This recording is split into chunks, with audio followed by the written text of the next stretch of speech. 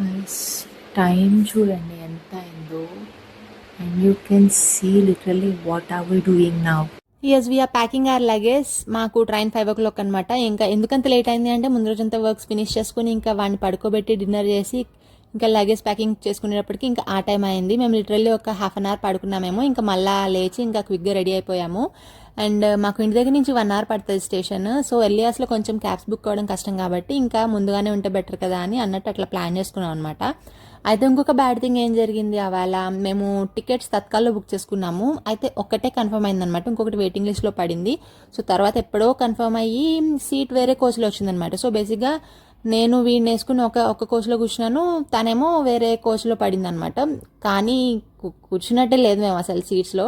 వాడితో తిరగడమే సరిపోయింది, అటు ఇటు మధ్యలో వాడిని ఆడిస్తూ. ఎందుకంటే వాడు బాగా క్రాంకీ అయిపోయాడు ఇద్దరం పక్కన లేకపోయేసరికి. అయితే ఇంకా మొత్తానికి ఒక 2.5 hours తర్వాత ఇంకా మొత్తానికి ఖమ్మం అయితే రీచ్ అయిపోయాము.